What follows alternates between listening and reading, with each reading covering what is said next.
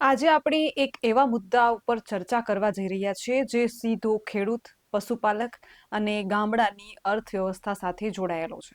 ગૌચર જમીન જે ગાય ભેંસ માટે શ્વાસ સમાન છે, આજે એ જ જમીન પર દબાણ, કબજા અને ગેરકાયદેસર બાંધકામ વધી રહ્યું છે. પ્રશ્ન એ છે કે ગૌચર કોની મિલકત છે? કાયદો હોવા છતાં દબાણ કેમ? અને સરકારની જવાબદારી ક્યાં ખોવાઈ ગઈ છે?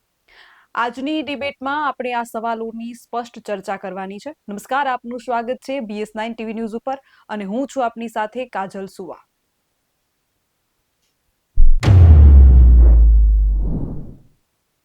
સરકારી રેકોર્ડ મુજબ ગૌચર જમીન ગામની કોમન સંપત્તિ છે, પણ વાસ્તવમાં આજે એ પાવર, પૈસા અને પ્રભાવ હેઠળ કચડાઈ રહી છે. જો ગૌચર બચશે નહીં તો પશુપાલન બચશે કેવી રીતે? આ મુદ્દે સહવિશેષ ચર્ચા કરવા આપણી સાથે રતનસિંહ ડોડિયા જોડાયા છે. રતનભાઈ, આપનું ખૂબ ખૂબ સ્વાગત છે BS9 ટીવી ન્યૂઝ ઉપર. રતનભાઈ, જે તે સમયે 2014માં ગૌચર મુદ્દે ખૂબ મોટી લડત આપી છે, શું કહેશો? બસ બેન, એક ગાયું માટે અને ગૌચર ઉપર અનધિકૃત રીતે જે દબાણ કરતા હોય એના ઉપર માનવતાની રૂએ તો આપણે એક ફરજ બને છે અને ફરજના ભાગરૂપે 2014માં મેં વન વિભાગ દ્વારા દબાણ કરવામાં આવ્યું હતું મારા ગામની અંદર 150 એકર ગૌચરમાં.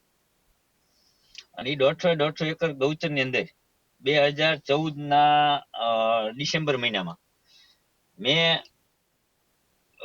ગૌચર છૂટું કરાવવા માટે મામલતદારને ફરિયાદ કરી લેખિત અરજી કરી અને પંચાયત ધારાની કલમ 1993 મુજબ ગુજરાત પંચાયત અધિનિયમ 1993 મુજબ મામલતદારે ગૌચરને સાચવવાનો જે પંચાયતને અધિકાર છે, એટલે તાલુકા પંચાયતમાં મારી અરજીને ટ્રાન્સફર કરી અને અભિપ્રાય લીધા એટલે મામલતદાર શ્રી દ્વારા સર્કલને તલાટીને મોકલીને અભિપ્રાય લેવામાં આવ્યા. લઈ અને તરત જ એક નક્કી થયું કે ભાઈ આ જમીન ઉપર ગૌચર ઉપર દબાણ છે. એટલે દબાણ જો હતું એ સાબિત થયું એટલે તરત જ ત્યારેના તાલુકા વિકાસ અધિકારીએ સીધો જ મને ટોચ અગ્રતા લખી અને પરિપત્ર ઓર્ડર કરી દીધો કે પંચાયતને 150 એકર ગૌચર પંચાયત હસ્તક લઈ અને ખાલી કરાવવું. એટલે બેન, જે ગૌચર માટે જે કાયદો ગણો ને તો ગુજરાત પંચાયત અધિનિયમ 1993 મુજબ પંચાયતને પૂરેપૂરા પાવર છે. કદાચ પંચાયતમાં ગામમાં રાજકારણ અને કોઈ મતાંતર હાટું મત માટે અત્યારના રાજકીય નેતાને તમે જાણો જ છો કે મત માટે ગામમાં કોઈ વિખવાદમાં ન પડે, તો એની જગ્યાએ કોઈ વ્યક્તિને ગૌચર છૂટું કરાવવું હોય તમારે તાલુકા પંચાયતમાં અરજી કરવાની. તાલુકા પંચાયત રહી એની નીચે પંચાયત આવવાની છે. એટલે તાલુકા પંચાયત વાળા સીધા જ ઓર્ડર કરશે તલાટીને કે ભાઈ તમે જે તે ગૌચર ઉપર ફલાણા ભાઈએ દબાણ કરેલ છે કે આ ગૌચર કોને દબાણ કરેલ, એટલે એ રોજ કામ થાય છે અને એના ઉપરથી ઓર્ડર થવાનો છે. ગૌચર ઘટવાથી પશુપાલનમાં ખૂબ નુકસાન થયું છે. ખાસ કરીને ઘેટા બકરા ચરાવતા એ લોકો કે જેમની પાસે જમીન નથી અને વગડામાં ઘેટા બકરા કે ગાય ચરાવી અને પોતાનું ગુજરાન ચલાવે છે. 2025માં કમોસમી વરસાદે મોટા ભાગનો ઘાસચારો બગાડી નાખ્યો છે. ત્યારે આ વર્ષે ખૂબ વધારે પ્રમાણમાં હાલાકી પડી રહી છે, એટલે ગૌચર જમીન આપણે સૌને વધારે યાદ આવી રહી છે. ગૌચર જમીનને લઈને તમે જે રીતે ખેડૂતો માટે એક જાગૃત ખેડૂત આગેવાન તરીકે લડત આપો છો, એ રીતે તમને અનુભવ હશે કે ગુજરાતમાં આશરે કેટલી જમીન છે જે ગૌચર દબાણમાં છે? બેન, મિનિમમ 80% જમીન ગૌચરની દબાણમાં છે. ઓન રેકોર્ડ કો, ઓફ રેકોર્ડ કો, જે માનો તે. ગૌચર એક પશુધન નહીં રહે તો તમારી પાસે જો સારું દૂધ નથી મળવાનું. અત્યારે તમે બેન વિચાર કરો કે પશુધન કોને પોસાય? ગૌચર તો રહ્યા નથી. તો આજ ગૌચર નથી તો પશુધન નથી રહેવાનું. પશુધન નહીં રહે તો તમને સારું ખાવાનું નથી મળવાનું. સારું ખાવાનું નહીં મળવાનું, તમે ભૂખું મરવું, તો એ કરતા ગૌચર બચાવવું શું ખોટું? પહેલી વાત. બીજી વાત, ગાયને આપણે રાષ્ટ્ર માતાનો દરજ્જો આપી, ગાયને આપણે માં તરીકે પૂજી, તો ગાય માટે જે મૂકેલું ગૌચર, તમે જો હિન્દુના દીકરાને, હિન્દુ મુસ્લિમ ને આ અંતે જે રાજકારણ કરતા હોય તો એકય નેતાના દીકરા એકય ગૌચર માટે તો કોઈ પાંચ અરજી નથી કરી, કોઈ 5 શબ્દ નથી બોલ્યા. તો આ એક વસ્તુ, હું કોઈ કોમવાદ નહીં, કોઈ જ્ઞાતિ નહીં, પણ જો તમે કોઈ વસ્તુને માનતા હોય તો તમારે ગાય માટે, ભેંસ માટે, હું ગાય નકરી નથી કહેતો, ગાય, ભેંસ, બકરા, ઘેટા, એમાંય માનવ જીવ છે. જેટલો જીવ મારામાં હે એટલો ને એટલો જીવ એક ગાયમાં હે, એક પાડીમાં હે, એક ભેંસમાં હે, એક વાછડામાં હે, અને ઈ જ ખૂટિયામાં હે. હવે તમને કહી દઉં કે જો ગૌચરના નામે અત્યારે જો ખેડૂતોના નામે મત લૂંટે, ગાયના નામે લૂંટે, તો સરકારને મારે એક જ સીધું કહેવાનું કે તમે જો ગાયના પ્રેમી હોય તો તમે ખૂટિયા રખડે એની માટે નંદીઘર કેમ નથી બનાવતા? અને ખેડૂતને કહું કે કોઈ પણ ગામનો ખેડૂત ગૌચરના દબાણ ખુલ્લા નહીં કરાવે, એટલે જે ગાયના નંદી વાછરડા જે રખડતા હોય એ તમારા ખેતરમાં જ નુકસાન કરવાના, તો તમે ગૌચર ખુલ્લું કરાવો, તમારા વાછરડાનું નુકસાન બંધ થઈ જાય ને.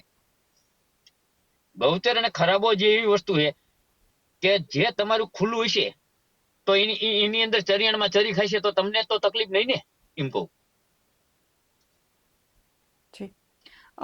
એક પ્રશ્ન એ છે, શહેરી વિસ્તારમાં રખડતા ઢોરનો પ્રશ્ન.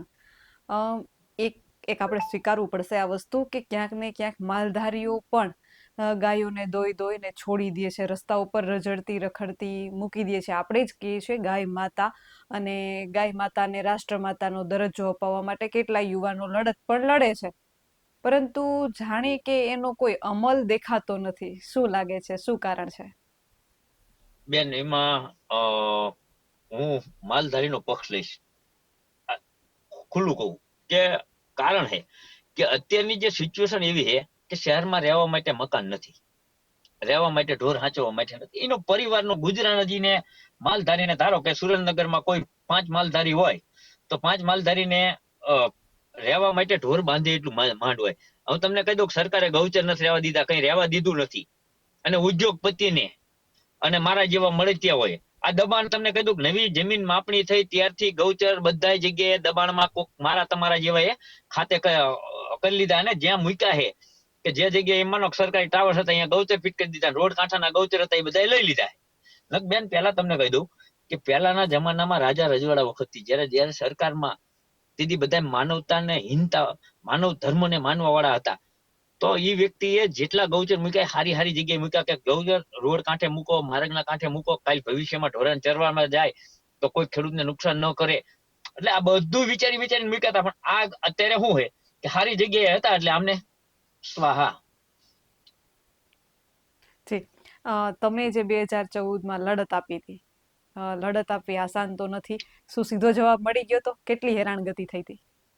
ના બેન, એમાં તો મારે ટીડીઓ હારે બાજવાનું થયું હતું, પછી વન વિભાગ હારે બાજવાનું થયું હતું. વન વિભાગ વાળાએ મને કબજો ખાલી ન કરવા માટે ઘણા બધા દબાણ કર્યા હતા. પછી મેં વન વિભાગની સામે આરટીઆઈ કરી, અને આરટીઆઈ કરી મેં એમની દુખતી રગત ભેગી હતી. મને ખબર હતી કે મારા ગામના વન વિભાગની અંદર જે રોપા ન હોવાના એના બિલ બન્યા હોય, એટલે મેં આરટીઆઈ થી એમાં વનીકરણ કર્યું, કેટલું કામ કર્યું, કેટલું ન કર્યું, ઈ બાબતની મેં આરટીઆઈ માંગી. એટલે આરટીઆઈ મને એમને જવાબ દેવો પડે, એટલે જવાબ દેવો પડે તો એમને કઈ રોપ છે તો કર્યો જ નહોતો, ખાલી ગાંડા બાવળ વાઈ દીધા હતા. બોર બનાવ્યાના પૈસા ખાઈ ગયા હતા, જે ટાંકા બનાવ્યા હોય, આ કર્યું હોય, તે કર્યું હોય, ખેડાણના, મજૂરના. ગાંડા બાવળ હોય અહીંયા શું હોય?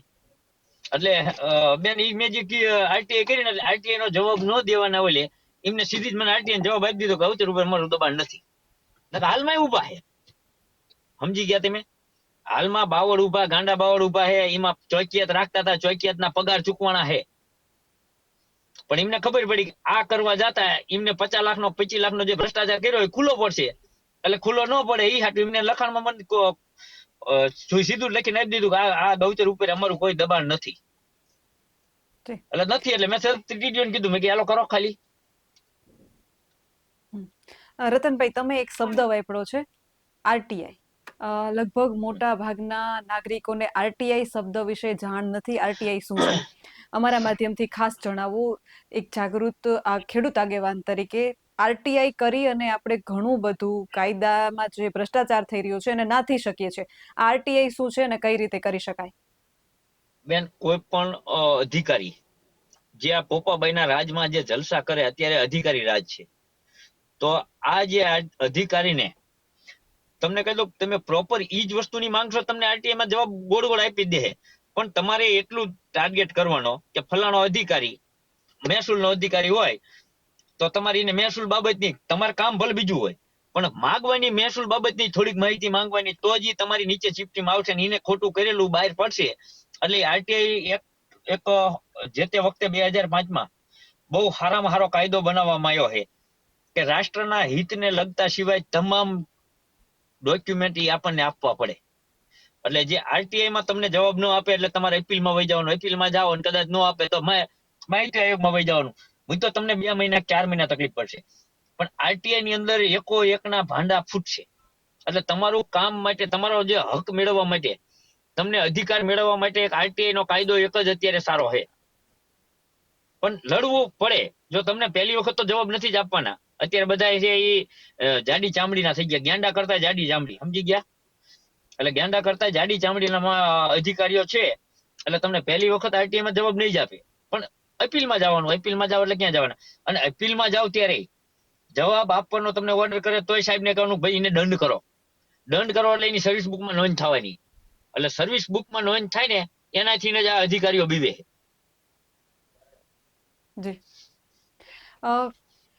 નાગરિકોને ને ખાસ કરીને પશુપાલકોને એટલા શિક્ષિત નથી, કાયદાનું ભાન નથી. ગૌચર મુદ્દે કયા કયા કાયદા છે જેને લઈને પશુપાલકો લડત આપી શકે? બેન, ગૌચરમાં ગુજરાત પંચાયત અધિનિયમ જે કલમ 108 જે રહી ને, એમાં ગામની ગૌચર, પડતર જમીન, તળાવ કે ગ્રામ પંચાયતને વેસ્ટ માલિકી સ્વરૂપે હક રૂપે સોંપાયેલી ગણાય છે. એમાં જો તળાવમાં કોઈનો અધિકાર ન લાગે, ગૌચરમાં કોઈનો ન લાગે, અને પડતર જમીન, હવે આ જમીન જે રહી એનું વહીવટી સંરક્ષણ જે નિયંત્રણ રહ્યું ગ્રામ પંચાયત પાસે જ હોય. તો આ બધા પાવર ને સત્તા ગ્રામ પંચાયત ને, ગ્રામ પંચાયત ધારો માનો કે કોઈ પણ ગામમાં હું એવા સમાજમાંથી આવું છું કે ગામમાં બધા સમાજ વિવિધ પ્રકારના રહેતા હોય, તમે કોઈ પણ વ્યક્તિ આજે રાજપૂતે દબાણ કર્યું હોય તો કોળી પટેલને તકલીફ પડે, કોળીએ દબાણ કર્યું હોય તો રાજપૂત નહીં બોલે. એટલે નહીં બોલવાના કારણે જે આ ગૌચરો દબાય છે, એટલે કોઈની સામે ન બોલવાથી, એટલે ઈ ખરેખર ગૌચર ખુલ્લા થવા જોઈએ. અને હું તો એમ કહું માલધારીના દીકરા હોય અને પશુને માનતા હોય અને માનવતાને માનતા હોય તો માનવતાનો પહેલો ધર્મ જે વ્યક્તિ બોલી ન શકતો, જો તમને કહી દઉં તમે ચકલાની ચણ નાખવાનું તમે કયો હો, તો ચકલાની ચણ નાખવા જાઓ તો તમે પૂંજ હાટું જાઓ ને, તો ગાયોને તેમ ગૌચર ખુલ્લું કરાવો તમને પૂંજ નથી? બેન કાજલબેન, આ તમારા માધ્યમથી જાહેરમાં કહું, હું કોઈ ધર્મને માનતો નથી. ગાયને આજની દિવસ સુધી હું ક્યારે પગે લાગ્યો, પૂજા નથી કરી, સિવાય કે અમારે કોઈ મરણ થયું હોય ને ત્યારે પૂંછડે પાણી નાખી એ સિવાય. પણ દિલથી માનું હું ગાય માટે જે મરી જવું પડે તો મરવાનું. ખાલી તમે દેખાવ કરો એથી હું ફાયદો? તમે ગાયની પૂજા કરો ને ગાયના ફોટા અપલોડ કરો ને ગાયને પગે લાગો ને ચરણ સ્પર્શ કરો ને ગાયના નામે વિડીયો બનાવો તો એનો ફાયદો શું? જી. રતનભાઈ, આમાં કલેક્ટર અને તાલુકા કક્ષાની જવાબદારી ગૌચર મુદ્દે કેટલી હોય? બેન, સૌથી પહેલી જવાબદારી ગ્રામ પંચાયતની. ગ્રામ પંચાયત ન કરે તો તમારે તો તમને કહી દઉં પહેલા જ તલાટીને અરજી કરવાની રહે કે 100 રતનપર ગામનું આટલું ગૌચર છે, એનો 7, 12, 8 અને ઉત્તરોત્તર 6 નંબર જે હોય તે 1 અથવા 2 6 નંબરની નોંધ હોય જયારે સરકારશ્રીમાં મળ્યું હોય ત્યારે, તો એ ગૌચરની નોંધ મુજબ તમારે પંચાયતને અરજી કરવાની, તલાટીને અરજી કરો એટલે તલાટી રોજ કામ કરશે અને કદાચ નહીં ખાલી કરે અને સરપંચને સંબોધીને એક નકલ આપવાની. તો જવાબદારી ગ્રામ પંચાયતની જ બને છે એને નોટિસ આપવી, નોટિસ આપીને ખાલી કરાવવાનું. ખાલી ન કરે તો પંચાયતને તમારે ચોખ્ખું કહી શકો ભાઈ પંચાયત હસ્તક ગૌચર છે અને દબાણમાં છે તો તમે એની ઉપર લેન્ડ ગ્રેબિંગ કરો, કાયદેસર લેન્ડ ગ્રેબિંગ થઈ શકે છે.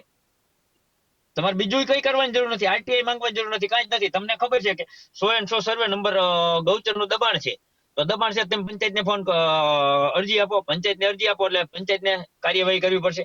અને કાર્યવાહી કરવા માટે તમે પંચાયતને કહો કે ભાઈ આ ગૌચર રતનસિંહ ડોડિયાએ દેવું છે 100 સર્વે નંબર, તો રતનસિંહ ઉપર લેન્ડ ગ્રેબિંગ દાખલ કરો અથવા ખુલ્લું કરાવો. બે અત્યારે તો કાયદા છે જ. અત્યારે કોઈના માથામાં લોઢાના ગજ નથી જીડ્યા બેન, અને લોહી બધા નીકળે, સમજી ગયા? એટલે કોઈથી બીવાનું આવતું નથી. આ રહ્યું ને, જો તમારે દિલથી લડવું હોય તો, ખાલી મત માટે લડવું હોય તો કઈ જરૂર નથી. રતનભાઈ, અમારી સાથે જોડાવા બદલ અને કાયદાનું અને ગૌચર મુદ્દે આટલું બધું સરસ રીતે સમજાવવા બદલ આપનો ખૂબ ખૂબ આભાર.